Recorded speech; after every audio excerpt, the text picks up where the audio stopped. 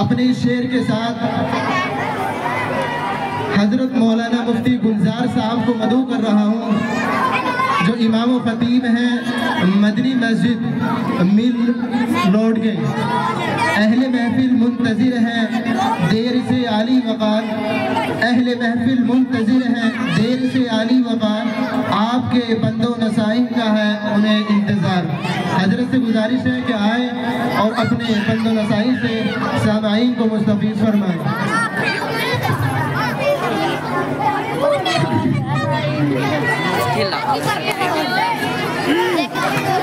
بھائی بچے تو جیسے ہی ہیں،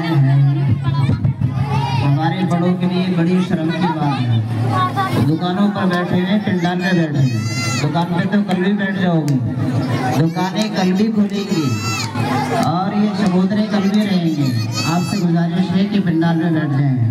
یہ بڑی شرم کی بات ہے، بڑے ہونے کے باوجود، الحمدللہ سمجھدار ہونے کے باوجود بھی آپ حضرات کھڑے ہوئے ہیں۔ یہ دین کی مجلس کا ادب نہیں ہے۔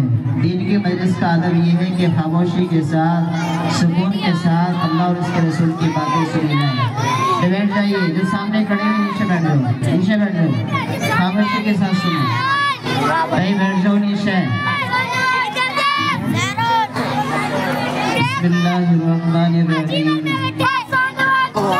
الحمد للہ نحمده ونستعینه ونستغفره ونؤمن به ونتوکل علیہ ونعوذ باللہ من شرور انفسنا ومن سیئات اعمالنا من يهده الله فلا مضل له ومن يضلله فلا هادي له ونشهد ان لا اله الا الله وحده لا شريك له ونشهد ان سيدنا ومولانا محمدا عبده ورسوله صلی اللہ علیہ وعلى آلہ واصحابہ وازواجہ وذریاتہ وسلم تسلیما کثیرا کثیرا۔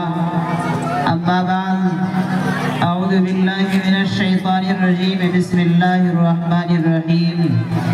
وما خلقت الجن والانس الا لیعبدون۔ وقال النبی صلی اللہ علیہ وسلم، سبعۃ یظلهم اللہ فی ظلہ یوم لا ظل الا ظلہ، الامام العادل۔ صدق اللہ مولانا العظیم۔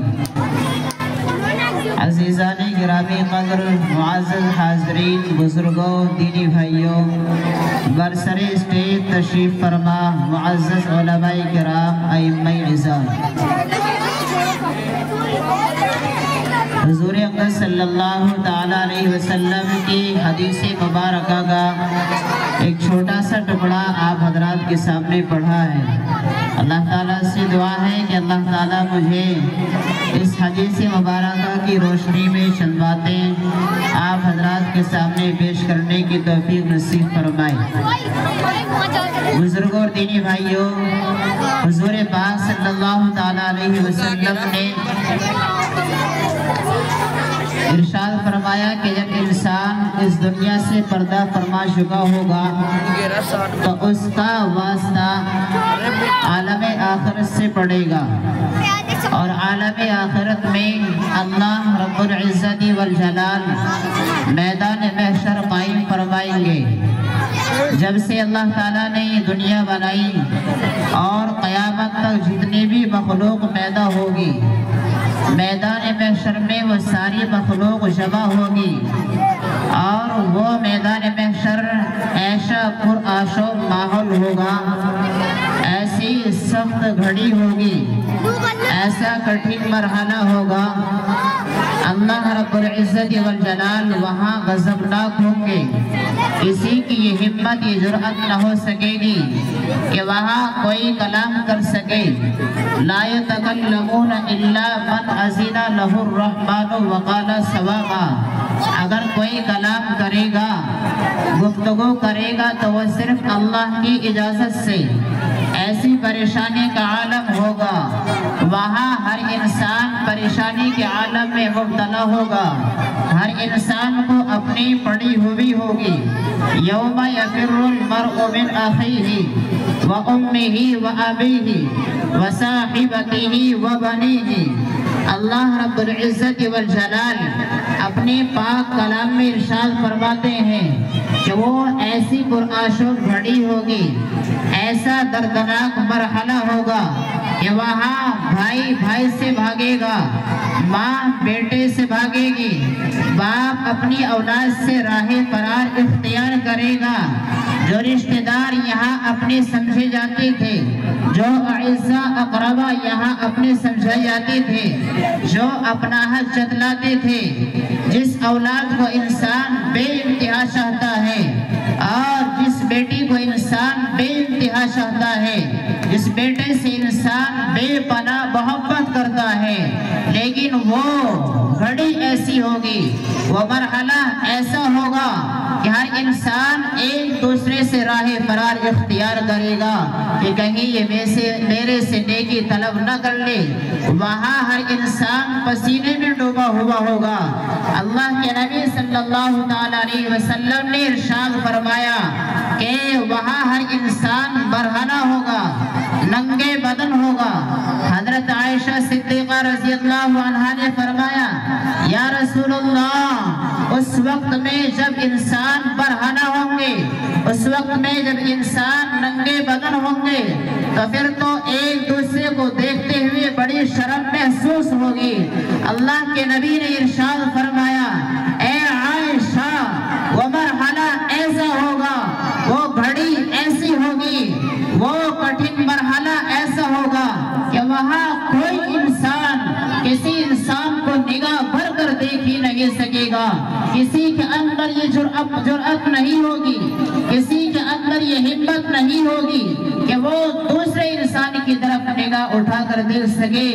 جی ہاں، اگر وہاں یعقوب علیہ السلام آئیں گے تو وہ بھی یہی ترانہ گنگنائیں گے، یا رب نفسی۔ اگر وہاں ایوب علیہ السلام آئیں گے تو وہ بھی یہی ترانہ گنگنائیں گے، یا رب نفسی۔ اگر وہاں ابراہیم آئیں گے تو وہ بھی یہی ترانہ گنگنائیں گے، یا رب نفسی، یا رب نفسی۔ اگر ہود آئیں گے وہ بھی یہی کہیں گے، لوط آئیں گے وہ بھی یہی کہیں گے، موسیٰ آئیں گے وہ بھی یہی کہیں گے، عیسیٰ آئیں گے وہ بھی یہی کہیں گے۔ لیکن سب سے اخیر میں ہم سب کے آقا محبوب کبریا بطحا تاجدار شاہ مکی و مدنی صلی اللہ علیہ وسلم ایک طرف سے آواز لگا رہے ہوں گے، یا رب امتی، یا رب امتی۔ اس وقت میں اللہ کے نبی صلی اللہ علیہ وسلم کو اپنی امت کی پڑی ہوئی ہوگی، جہاں نبی کو بھی اپنی ذات کی پڑی ہوگی، وہاں ہمارے نبی ہمیں یاد فرما رہے ہوں گے۔ بزرگوں اور دینی بھائیوں، اللہ کے نبی صلی اللہ علیہ وسلم نے ارشاد فرمایا، وہ ایسی گھڑی ہوگی، ایسا مشکلات کا سامنا ہوگا کہ آج جو سورج ہزاروں فٹ کی دوری پر ہے، اس وقت میں اللہ رب العزت والجلال سورج کو 1 یا 1.5 میل کے فاصلے پر فرما دے گا۔ آپ اندازہ لگائیں، انسان کی کھوپڑی ہانڈی کی طرح جوش مار رہی ہوگی، ابال مار رہی ہوگی، لیکن ہم سب کے آقا محبوب کبریا جناب محمد رسول اللہ صلی اللہ علیہ وسلم نے ارشاد فرمایا کہ ایسی پریشانی کے عالم میں، ایسی مشکل گھڑی میں اللہ کے کچھ خاص بندے ہوں گے جن کو اللہ رب العزت والجلال ایسے پرآشوب ماحول میں اپنے عرش کا سایہ نصیب فرمائے گا، ایئر کنڈیشن نصیب فرمائے گا۔ اللہ کے نبی نے ارشاد فرمایا، 7 لوگ وہ ہوں گے کہ جن کو اللہ رب العزت والجلال کے عرش کے سائے تلے جگہ دی جائے گی۔ آپ نے ارشاد فرمایا، پہلا انسان الامام العادل، انصاف پر بادشاہ، حاکم اور بادشاہ اس کو کہا جاتا ہے جس کو اپنے ماتحت لوگوں پر پورا اختیار حاصل ہوتا ہے۔ اگر وہ چاہے تو ان پر ظلم بھی کر سکتا ہے، اس پر کوئی داروگیری کرنے والا نہیں۔ اگر وہ چاہے ان کو سزا دے سکتا ہے، اس پر اس کو کوئی پکڑنے والا نہیں، لیکن وہ اللہ کے خوف کی وجہ سے، اللہ کے ڈر کی وجہ سے وہ اس روئے زمین پر اپنی رعایت کے ساتھ عدل کا اور انصاف کا معاملہ کرتا ہے۔ اللہ رب العزت والجلال ایسے بندے کو اپنے عرش کے سایہ نصیب فرمائے گا۔ کیا آواز کس رہا ہے؟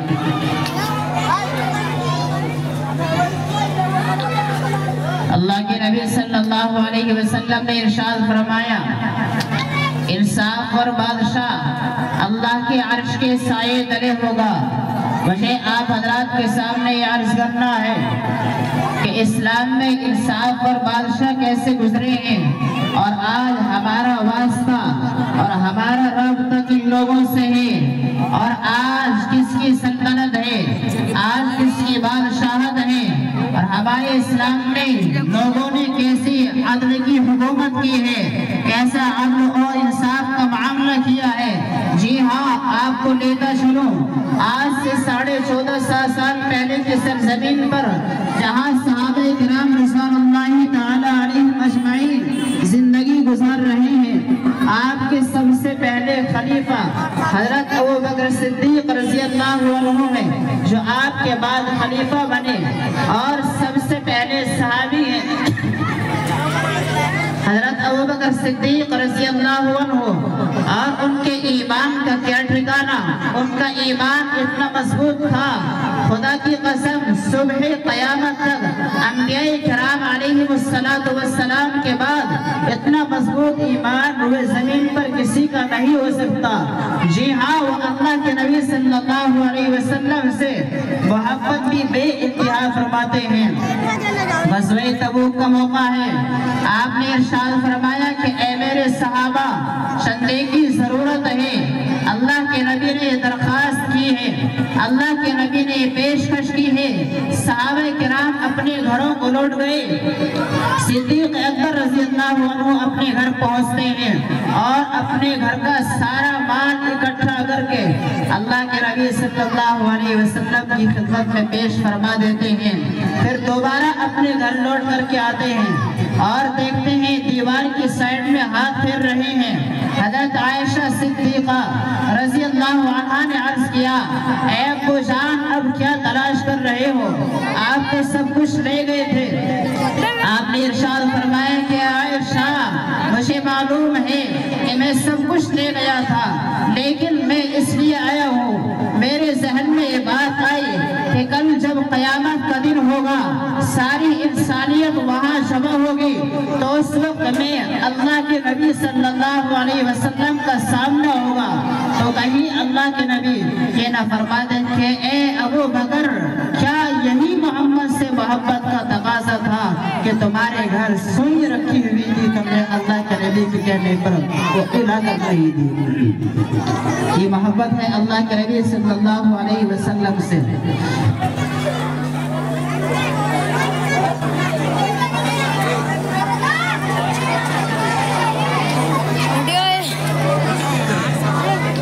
بزرگوں اور دینی بھائیوں، یہی ابو بکر ہیں کہ جب ان کو اللہ کے نبی صلی اللہ علیہ وسلم کے بعد خلیفہ بنا دیا گیا، تو پھر خلافت بھی کیسی کی ہے۔ خدا کی قسم، اس روئے زمین پر ایسی خلافت کر کے گئے ہیں جو آنے والے لوگوں کے لیے ایک نمونہ بن کر چلے گئے۔ ابو بکر صدیق رضی اللہ عنہ خلیفہ بنا دیے گئے۔ آپ معمول کے مطابق کپڑے کا تھام لے کر کندھے پر رکھ کر تجارت کے لیے جا رہے ہیں۔ راستے میں حضرت عمر رضی اللہ عنہ سے ملاقات ہوئی۔ حضرت عمر نے کہا کہ اے امیر المومنین، کہاں کا ارادہ ہے؟ ابو بکر نے کہا کہ تجارت کے لیے جا رہا ہوں۔ آپ نے فرمایا کہ اے امیر المومنین، آپ تو اب خلیفہ بنا دیے ہیں، اگر آپ تجارت کے لیے جائیں گے، اگر آپ کاروبار کے لیے جائیں گے، تو پھر یہاں آپ کے جانے کے بعد اگر کوئی مرحلہ پیش آ گیا، اگر کوئی حادثہ پیش آ گیا، اگر کوئی مسئلہ پیش آ گیا، تو اس کا حل کون نکالے گا، اس کو کون سنبھالے گا؟ تو حضرت ابوبکر صدیق رضی اللہ عنہ نے کہا کہ میں اس بات کا اقرار کرتا ہوں کہ ہاں، مجھے ہی سنبھالنا ہے، لیکن یہ بتائیے کہ بچوں کو کیسے پالوں گا؟ اس کے لیے تجارت تو کرنی ہی ہوگی۔ تو حضرت عمر نے کہا کہ اے امیر المومنین چلیے وہاں چلتے ہیں جس کو اللہ کے نبی صلی اللہ تعالیٰ علیہ وسلم نے امین کہا۔ حضرت ابو عبیدہ ابن الجراح رضی اللہ عنہ کے پاس دونوں جلیل القدر صحابی پہنچتے ہیں۔ اگر چاہتے تو وہ ابو عبیدہ ابن الجراح کو اپنے پاس بھی بلا سکتے تھے، کیونکہ وہ تو بادشاہ تھے، وہ تو حاکم تھے، انہیں تو اختیار تھا۔ لیکن ادب و احترام دیکھیے ابو عبیدہ کا۔ حضرت ابو بکر اور عمر دونوں ابو عبیدہ کے پاس پہنچتے ہیں، مسئلہ سامنے لاتے ہیں اور بات رکھتے ہیں۔ ابو عبیدہ ابن الجراح رضی اللہ عنہ بیت المال سے حضرت ابو بکر صدیق رضی اللہ عنہ کا اتنا وظیفہ مقرر کر دیتے ہیں جتنا وظیفہ ایک مہاجر صحابی کو جو مکے سے ہجرت کر کے مدینہ آئے تھے ان کو دیا جاتا تھا، ایک آدمی کے برابر وظیفہ مقرر کر دیا گیا۔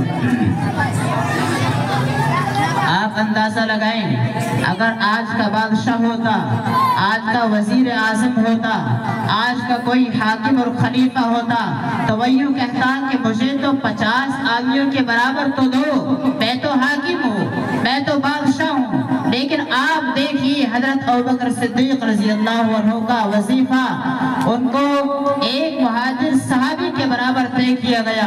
ایک موقع پر آپ کی اہلیہ محترمہ نے یہ درخواست کر دی اور یہ سوال کر دیا کہ میٹھا کھانے کو جی چاہتا ہے، تو صدیق اکبر رضی اللہ عنہ نے کہا کہ ہمارے پاس اتنی گنجائش نہیں ہے، ہمارے پاس اتنی وسعت نہیں ہے کہ ہم کوئی میٹھی چیز پکا سکے۔ تو ان کی اہلیہ نے کہا کہ اگر ہم تھوڑا تھوڑا بچا کر کے رکھ لے تو جب کثیر تعداد پہ ہوگا تو تب پکا کر کے کھا لیا جائے گا۔ صدیق اکبر نے اجازت دے دی۔ ان کی اہلیہ محترمہ اسی سے تھوڑا تھوڑا سب تو بچاتے رہی۔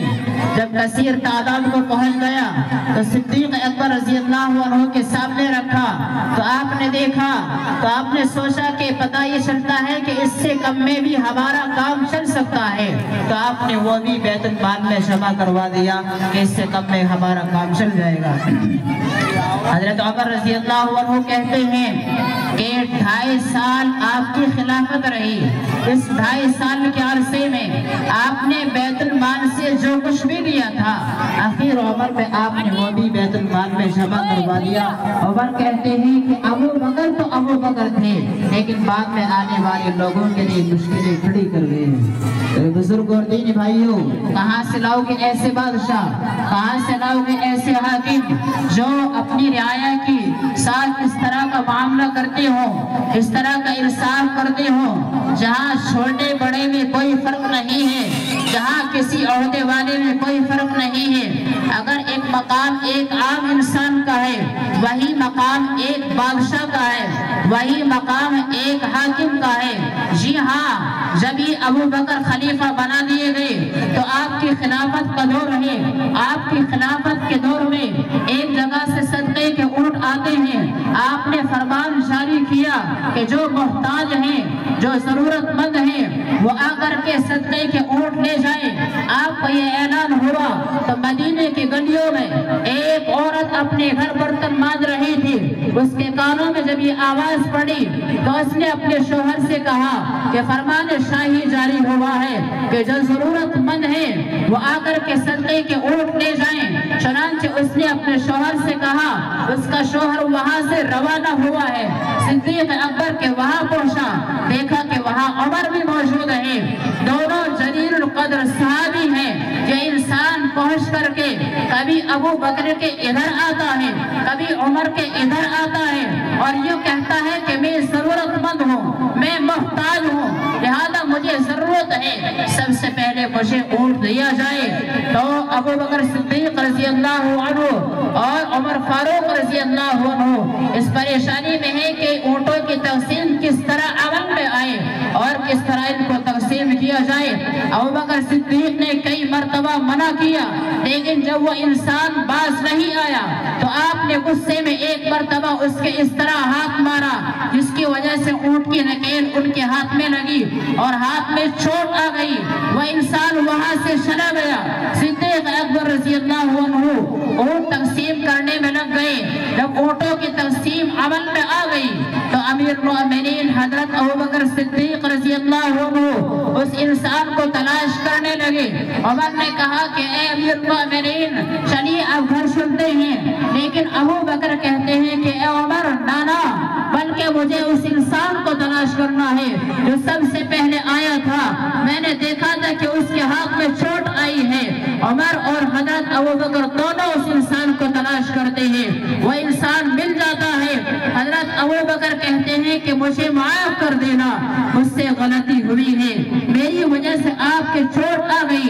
उमर आगे आते हैं और यूं कहते हैं कि ए अमीरुल मोमिनीन, ये क्या बात हुई कि आप इससे माफी मांग रहे हैं? आपसे कौन सी गलती हो गई? आप तो अमीरुल मोमिनीन हैं। सुनो मेरे भाइयों, सुनो। अबू बकर कहते हैं कि ए उमर, तुम चुप रहो, ये मामला मेरा है और कल क़यामत के दिन जब अल्लाह रब्बुल इज्जत के यहाँ सारी कायनात मौजूद होगी तो उस वक्त में अल्लाह मुझसे सवाल फरमाएगा, तुमसे सवाल नहीं फरमाएगा। लिहाजा चुप रहो, खामोश रहो, सब्र के साथ रहो। सिद्दीक अकबर रज़ी अल्लाहु अन्हु ने उससे माफी तलब की है और अपने गुलाम को बुलाया और उससे यूं कहा कि जाओ, जाकर के इनके लिए ऊंट लेकर के आओ। चुनांचे वो गुलाम घर पहुंचे हैं और बैतुल माल से एक खूबसूरत शानदार ऊंटनी और उसके ऊपर सामान से लदा हुआ कजावा कसा हुआ है, उसको लेकर हाजिर खिदमत हुए और उस इंसान को पेश कर दिया। वह इंसान अबू बकर को दुआ देता हुआ चला गया। ऐसी खिलाफत की है अबू बकर सिद्दीक रज़ी अल्लाहु अन्हु ने। जी हाँ, ऐसा इंसाफ कायम किया है और उन लोगों ने इस हदीस पर अमल करके दिखाया है। इसके बारे में अल्लाह के नबी ने इरशाद फरमाया, इंसाफ और बादशाह अल्लाह को बहुत पसंद है और अल्लाह रब्बुल इज्जत वल जलाल कल क़यामत के दिन उसको अर्श का साया नसीब फरमाएगा। जी हाँ, अल्लाह की नजरों में है, अल्लाह देख रहा है कौन इंसाफ करता है, कौन जुल्म करता है। अल्लाह के यहाँ बादशाह भी हाजिर होंगे, अल्लाह के यहाँ वो मजलूम भी हाजिर होंगे जिनके ऊपर जुल्म किया जाता है। अल्लाह के यहाँ वो दौलतमंद हाजिर होंगे कि जिनको अपनी दौलत पर गुरूर है। अल्लाह के यहाँ वो लोग भी हाजिर होंगे जिनको अपनी दौलत पर तकब्बुर है और वो बेतहाशा कमजोरों पर जुल्म ढाते हैं। अल्लाह के यहाँ अदल का तराजू कायम होगा। अल्लाह के यहाँ हर इंसान के साथ इंसाफ का मामला होगा। अल्लाह के नबी सल्लल्लाहु अलैहि वसल्लम ने यहाँ तक इरशाद फरमाया कि अगर किसी सींग वाली बकरी ने बगैर सींग वाली बकरी के टक्कर भी मारी होगी तो कल क़यामत के दिन अल्लाह रब्बुल इज्जत उसको भी वहाँ इंसाफ दिलाएंगे। अल्लाह के नबी सल्लल्लाहु अलैहि वसल्लम के सोहबत याफ्ता वो सहाबी ऐसे थे जिन्होंने इस रुए ज़मीर पर इंसाफ कायम किया। आप तो ये कहेंगे कि ये तो नबी के सोहबत याफ्ता थे, ये तो नबी की तरबियत याफ्ता थे, तो ये तो आसानी के साथ कर सकते थे। तो चलिए बाद के दौर में आपको लिए चलता हूँ। महमूद गज़नवी का दौर है, वो बादशाहत कर रहे हैं। एक इंसान अपने जुल्म की फरियाद लेकर के आया है, बादशाह के दरबार में हाजिर होना चाहता है, लेकिन दरबारी उसको हाजिर होने नहीं देते, बहाना बनाकर उसको वापस कर देते हैं। बार बार वो आना चाहता है लेकिन उसको वापस कर दिया जाता है। एक मर्तबा उसने सोचा कि यहाँ तो कोई सुनने वाला नहीं है। वो करीब में एक मस्जिद पड़ती है, वहाँ पहुँच करके महमूद गज़नवी के दौर का वो इंसान मस्जिद में पहुंचकर अल्लाह से दुआ करता है कि अल्लाह, महमूद तो सोया हुआ है लेकिन महमूद का महमूद तो जागा हुआ है। ऐ अल्लाह, मुझ पर ये जुल्म कब तक होता रहेगा? ऐ अल्लाह, मेरे जुल्म की फरियाद कोई सुनने वाला नहीं है। इधर ये अल्लाह से दुआ करता है और उधर महमूद गज़नवी को झिझोड़ा जाता है और उसको उठाया जाता है महमूद गज़नवी उठकर आते हैं और अपने दरबारियों से कहते हैं, अपने सिपाहियों से कहते हैं कि जाओ जाकर के देखो बाहर कोई फरियादी अपने जुल्म की फरियाद लेकर के आया है। वो दरबारी जाते हैं, वो सिपाही जाते हैं, लेकिन बाहर तो कोई नजर नहीं आता। दरबारी वापस आकर कहते हैं कि बादशाह सलामत, बाहर कोई नहीं है, आप आराम कर लीजिए। दूसरी मर्तबा क्योंकि वो इंसान बराबर अल्लाह से दुआ कर रहा था, बराबर अल्लाह से अपनी फरियाद कर रहा था, फिर बादशाह को दोबारा झंझोड़ा जाता है और बादशाह फिर उठता है और यूं कहता है कि जाओ जाकर के देखो बाहर कोई अपने जुल्म की फरियाद सुनाने के लिए आया है। वो सिपाही फिर जाते हैं, लेकिन बाहर फिर कोई नजर नहीं आता। तीसरी मर्तबा बादशाह को फिर झंझोड़ा गया, बादशाह को गुस्सा आया और नंगी तलवार हाथ में ली है, बाहर निकल गया, तलाश किया, कोई नजर नहीं आया। बहुत दूर जाकर के देखा कि एक मस्जिद है, वहां से किसी के रोने की आवाज आ रही है। मस्जिद में पहुंचता है तो देखता है कि वो इंसान अल्लाह से अपने जुल्म की फरियाद सुना रहा है कि अल्लाह, महमूद तो सोया हुआ है, मेरी फरियाद तो कोई सुनने वाला नहीं है। अल्लाह, ये जुल्म मुझ पर कब तक होता रहेगा? वो उधर फरियाद सुना रहा है। बादशाह उसके कंधे पर हाथ रख करके उसे उठाता है और यूं कहता है कि खड़ा हो जा, क्यों अल्लाह से मेरी शिकायत कर रहा है? वो इंसान घबरा जाता है, बादशाह है, हाथ में नंगी तलवार है, नंगे पैर है, वो घबरा गया। बादशाह ने कहा कि अब घबरा नहीं, तो मेरा ईमानी भाई है, बिल्कुल बेफिक्र होकर के बता तुम पर क्या जुल्म हुआ है। वो इंसान कहता है कि ए बादशाह सलामत, आपका एक दरबारी है और वो रोजाना आकर के मेरी बीवी के साथ मुंह काला करता है, मेरी बीवी के साथ बदकारी करता है और रात को या तो मुझे खामोश रहने के लिए कहता है या मुझे यहाँ से जाने के लिए कहता है। बादशाह जलाल में आता है और बादशाह यूं कहता है कि क्या वो मलऊन, क्या वो मरदूद अब भी घर पर मौजूद होगा? वो इंसान कहता है कि बादशाह सलामत, अब तो रात बहुत गुजर गई, अब तो वह अपने घर चला गया होगा। उसने कहा कि कल मुझे बदला देना। वो इंसान वहां से जाने लगा। बादशाह ने फिर उसको बुलाया और यूं कहा कि मेरे साथ चल।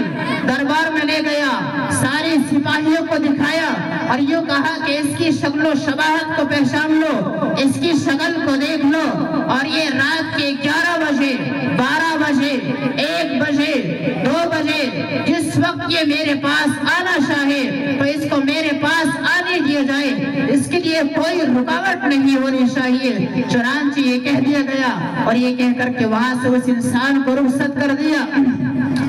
अगले दिन वो इंसान आया है और आकर के बादशाह से अपनी शिकायत की।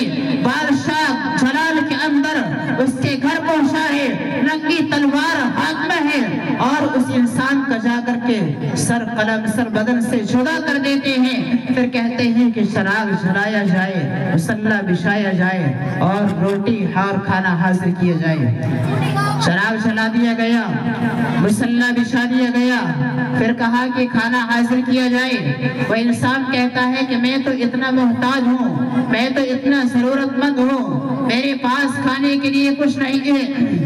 बादशाह कहता है कि अगर सूखे रोटी के टुकड़े हैं वही मेरे पास हाजिर कर दो। चुनांचे रोटी के टुकड़े हाजिर कर दिए गए। बादशाह ने कहा कि आप हैरानी में होंगे कि ये काम क्यों किया गया, शराब क्यों जलवाया गया, मुसल्ला क्यों बिछवाया गया और रोटी खाना तलब क्यों किया गया। बादशाह ने कहा कि मैंने शराब इसलिए जलवाया कि मैं देखना चाहता था कि कोई मेरा करीबी दरबारी तो नहीं है और या मेरा कोई लख्ते जिगर तो नहीं है, क्योंकि इतनी जुर्अत और इतनी हिम्मत या तो कोई मेरा करीबी दरबारी नहीं कर सकता है, या मेरा लख्ते जिगर और नूरे नजर ही कर सकता है। लेकिन मैंने मुसल्ला इसलिए बिछवाया कि मैंने अल्लाह का शुक्र अदा किया कि ना मेरा बेटा है और ना मेरा कोई करीबी दरबारी है, बल्कि दूर का इंसान है जिसको मैं जानता भी नहीं हूँ। और खाना इसलिए तलब किया कि जब तूने जुल्म की फरियाद मुझे मस्जिद में सुनाई थी तो मैंने उसी वक्त कसम खाई थी कि जब तक तुझे इंसाफ न दिला दूंगा उस वक्त तक खाने और पानी को अपने ऊपर हराम कर लूंगा। जी हाँ, ایسی بادشاہت کی ہے۔ ہمارے اسلامی خلیفوں نے، اسلامی بادشاہوں نے اس روئے زمین پر انصاف کا لالا زار کھلایا ہے، انصاف کا گل کھلایا ہے۔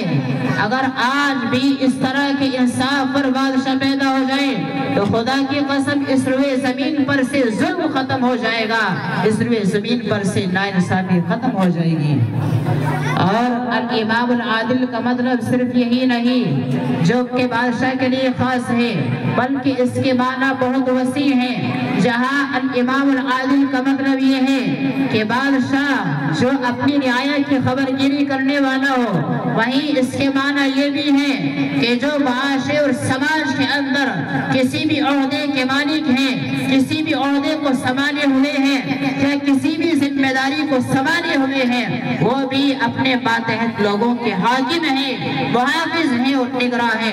لہذا اسی ذریعے سے آپ چلتے چلے جائیے، ایک آفیسر اپنے ماتحت لوگوں کا محافظ اور نگراں بھی ہے اور حاکم بھی ہے۔ گھر میں شوہر اپنے بیوی اور بچوں کا حاکم اور محافظ اور نگراں ہے۔ ایک مدرسے کا محتمم، مدرسے کا ذمہ دار اپنے عملے کا حاکم اور نگراں اور محافظ بھی ہے۔ اسی طریقے سے گاؤں کا ایک پردھان اپنے گاؤں کے لوگوں کا محافظ اور نگراں بھی ہے۔ قصبے کا ایک چیئرمین اپنے قصبے کے لوگوں کا محافظ اور نگراں بھی ہے۔ گھر میں بڑا بھائی ہے، وہ بھی اپنے چھوٹے بھائی اور بہنوں کا ذمہ دار، محافظ اور نگراں بھی ہے۔ کل قیامت کے دن اللہ کے نبی صلی اللہ علیہ وسلم نے ارشاد فرمایا، ہر ذمہ دار انسان سے سوال ہوگا کہ بتاؤ تم نے اپنی ذمہ داری کہاں تک نبھائی۔ بادشاہ سے سوال ہوگا کہ تم نے اپنے رعایا کے حقوق کہاں تک ادا کیے۔ بتاؤ انصاف کا معاملہ کیا یا عدل کا معاملہ کیا، بتاؤ انصاف کیا یا ان پر برابر ظلم کرتے رہے۔ جی ہاں، شوہر سے سوال ہوگا، بتاؤ بیوی کے حقوق جو تم پر عائد تھے کیا تم نے ان کو ادا کیا یا ان کے حقوق کو پامال کرتے رہے، ان پر برابر ظلم ڈھاتے رہے۔ جی ہاں، بڑے بھائی سے سوال ہوگا اور پوچھا جائے گا، بتاؤ تمہارے جو ماتحت لوگ تھے، تمہارے جو ماتحت رہنے والے تھے، ان پر تم نے ظلم کیا یا ناانصافی کی یا انصاف کا معاملہ کیا۔ جی ہاں، ایک پردھان سے معلوم کیا جائے گا، بتاؤ تمہارے ماتحت جو لوگ تھے ان کے ساتھ تم نے انصاف کا معاملہ کیا یا ظلم کا معاملہ کیا۔ جی ہاں، ایک چیئرمین سے بھی سوال ہوگا کہ بتاؤ تم نے اپنے قصبے کے لوگوں کے ساتھ انصاف کا معاملہ کیا یا ظلم کا معاملہ کیا، کیونکہ وہاں ساری کائنات جمع ہوگی اور اس وقت میں اللہ رب العزت والجلال ہر ذمہ دار انسان سے سوال فرمائے گا کہ بتاؤ تم نے اپنی رعایا کے ساتھ اپنے ماتحت لوگوں کے ساتھ ظلم کیا تھا یا ناانصافی کی تھی یا انصاف کا معاملہ کیا تھا۔ انسان سے سوال ہوگا، اس لیے غفلت میں نہ رہیں اور یہ نہ سوچیں کہ ہم جیسا شاہی جس طرح شاہی ظلم ڈھاتے رہیں، ہمارا کوئی کچھ بگاڑنے والا نہیں، ہمیں کوئی کچھ کہنے والا نہیں۔ میرے بھائیوں، یہاں تو آپ لوگوں کی آنکھوں میں دھول جھونک سکتے ہیں، یہاں تو آپ لوگوں کو دھوکہ دے سکتے ہیں، لیکن ایک عدالت اللہ کی بھی ہے جو ساری عدالتوں سے بڑی ہے، جہاں بڑے بڑے بادشاہ بھی جمع ہوں گے جن کا اس روئے زمین پر رعب تھا، اس روئے زمین پر دبدبا تھا، وہ بھی وہاں موجود ہوں گے، لیکن وہاں کوئی بولنے والا نہیں ہوگا۔ اللہ فرمائیں گے، لمن الملک اليوم، بولو آج کس کی حکومت ہے، بولو آج کس کی بادشاہی ہے، بولو آج کس کی سلطنت ہے۔ سب طرف خاموشی ہی خاموشی ہوگی، کوئی کچھ جواب دینے والا نہیں ہوگا۔ پھر اس وقت میں اللہ خود ہی فرمائیں گے، اللہ الواحد القہار، آج اکیلے اللہ کی حکومت ہے۔ میرے بھائیو، یہ سوال ہوگا انسان سے اور اس سوال کا جواب دینا پڑے گا، اس لیے خیال کرتے ہوئے کہ اللہ کے دربار میں ہم سب کو حاضر ہونا ہے، جواب دہی کا احساس اپنے دل میں رکھتے ہوئے زندگی گزاریں۔ کسی بھی طرح کی ذمہ داری انسان کے اوپر ہے، اس ذمہ داری کو نبھانے کی کوشش کرے۔